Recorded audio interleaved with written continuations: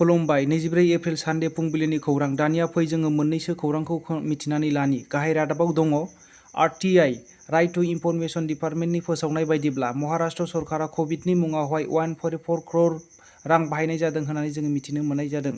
सुलुंनिफ्राय मिथिनो मोननाय बायदिब्ला रायजो सरकारनि बम्बे हस्पिटालनि मुङावहाय 41.38 लाख रां बाहायनाय जादों आरो लीलावती हस्पिटालनि मुङावहाय 26.27 लाख रां बाहायनाय जादों आरो साबा मन्थ्रिफोरनो 10 लाख रां अनसुंथाइ होनो गथायनाय जादों होननानै जोङो खौराङाव मिथिनो मोननाय जायो। भारतनि देरसिन धोनि गौतम आदानिनि बायदिब्ला फैगौ 2050 मायथाइसिमावहाय भारताव सासेबो गरिब सुबुं मोननाय नंला होननानै बिथाङा फोरमायदों।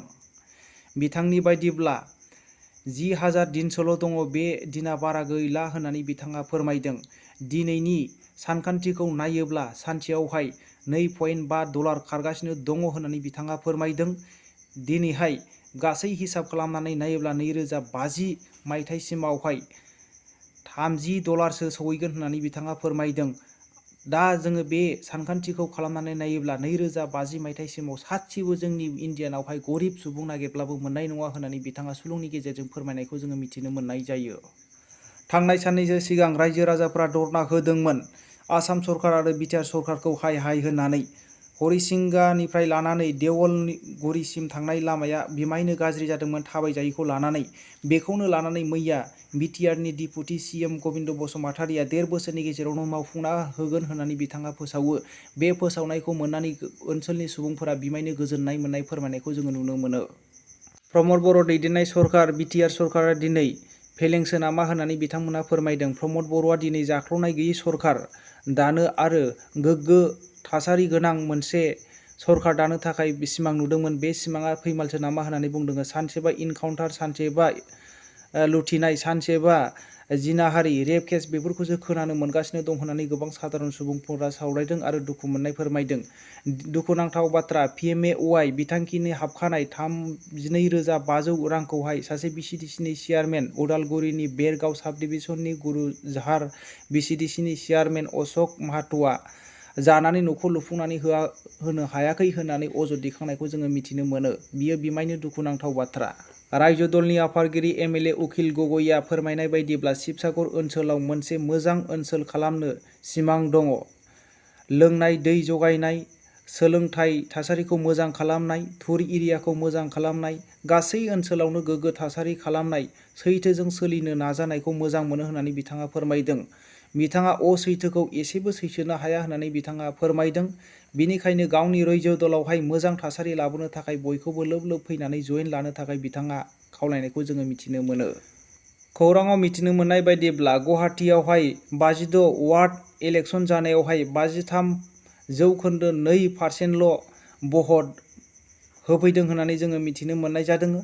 गोबां सुबुंफोरनिफ्रायनो मिथिनो मोननाय बायदिब्ला बिजेपि सरकारखौ बिमायनो दुखु मोननाय फोरमायदों।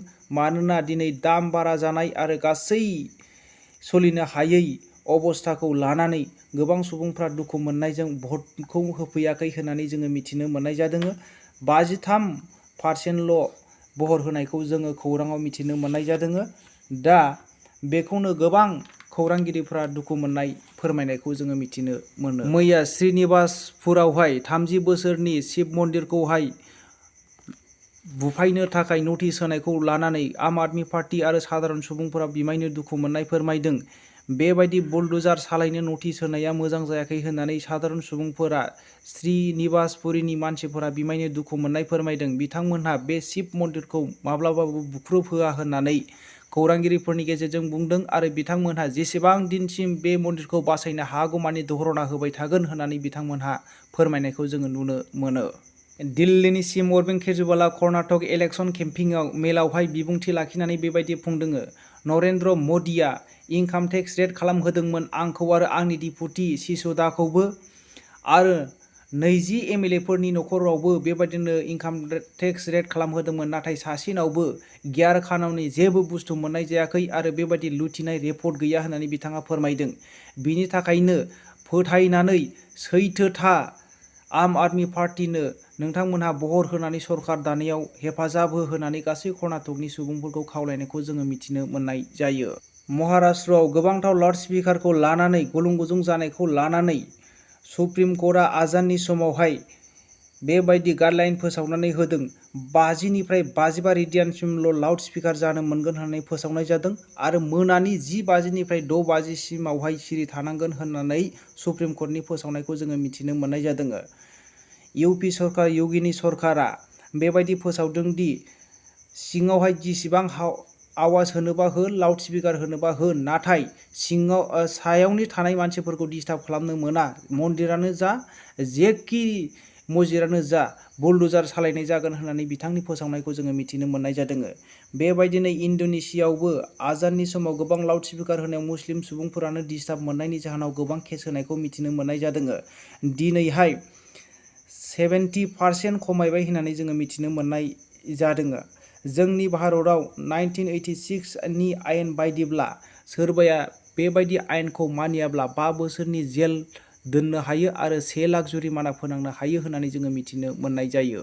क'क्राझार जिल्लानि ब्रह्मपुर बिसमुरि ओनसोलनि बिमल बसुमतारिनि हिन्जावा गोमानानै दङ होननानै जोङो मिथिनो मोननाय जादों। बिसिनि मुंखौ सान्थिमा बसुमतारि होननानै फोरमायदों। दा न'खरनि मानसिफोरा जेबो दाय गैयालासेनो नांलायनाय खमलायनाय गैयाजासेनो न'निफ्राय गोमादों होननानै न'खरनि मानसिफोरा न'आव फैफिननो थाखाय खावलायहरदों आरो सोरबाया नुयोब्ला खोन्थाहरनो थाखाय न'खरनि मानसिफोरा खावलायहरदों आरो नैबे जामबुं नाम्बारखौ होदों। बे जामबुं नाम्बाराव सोरबाया नुदोंब्ला खोन्थाहरनो हागोन। बिनि बैसोआ 30 निफ्राय 33 बोसोरसो जागोन होननानै न'खरनि मानसिफोरा खावलायहरदों। दिनैनि रादाबा एसेनोसै। रादाबाव गोदानै फैदोंब्ला अन्नानै लाइक खालाम आरो साबस्क्राइब खालाम। जै बर' हारिनि जै।